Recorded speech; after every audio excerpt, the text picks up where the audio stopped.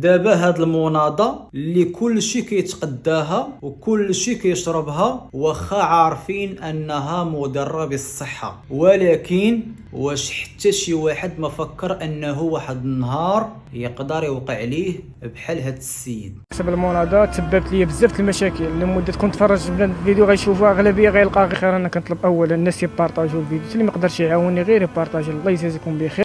وبالنسبه للمناضة كنصح الناس يبعدوا من المناضة. المناضة ما تقدر ما تنطيش مفعول المره الاولى، غير كتنفخ لك كرشك وداكشي، ولا تنفخ لك كرشك ولي غاز المصران كيتنفخ ملي كيتنفخ. ودابا محتاج العمليه ديال البوش، دير خرج ليا مصران على برا ودير لي بوشيط. والمشكل دابا ديالي انا محتاج العمليه، وهانت نوريكم باش تاكدوا.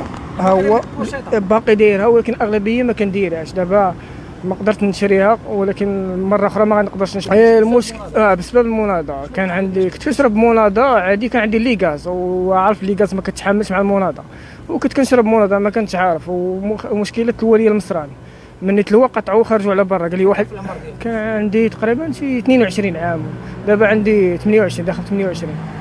المهم من داك الوقت لهذا الوقت وانا كنعاني. درت 5 العمليات، كل عمليه كنتحل وكنعاود ندخل عاوتاني الانعاج. شحال اولا ما ياخذوها بجديه، وبعد من المناضة حيت هي السبب ديالها دمرت لي حياتي. دابا ما كنقدر ندير حتى شي حاجه، منعتني شحال من حاجه، الخدمه، السكن، شحال من حاجه. يعني ما قدرت العلاج دابا ما نقدرش نعالج. عندي الاوراق فيهم 5 مليون ونص، هما باش يعرفوا ما كيتيقوش. انا غنوري كلشي، واللي باغي يهضر معايا يتواصل معايا، انا مستعد نهضر معاه، نوري المصران خارج هكاك داير، نحيد البوشيط نوري المصران، والفتحات راه باينين. يعني بنادم غادا يشوف يعرف شحال من عمليه داير. هي الدوبي ديالها. دابا حاليا يلاه كريت واحد البيت، ومهنا القدام ما عرفتش واش نبقى كاري ولا لا، حيت ما عنديش باش نكري داكشي. كاري 16 الفريه، وكنكاري غير لتحت في لاكان. ما يمكنش ندوز النهار شي حاجه اللي الانسان اللي ما عنده حتى شي حاجه في الحياه.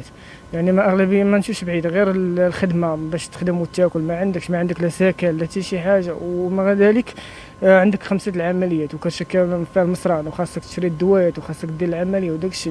وشوف واش تنجح ولا ما تنجح. درت 5 العمليات وما نجحوش ليا. ودابا السبب ديال هذه العمليه اللي كنتمنى الله تنجح ليا، درت الترويض. شافني الطبيب قال لي راه مزيان مستعد دير العمليه، وكنتمنى من الله تنجح ليا العمليه.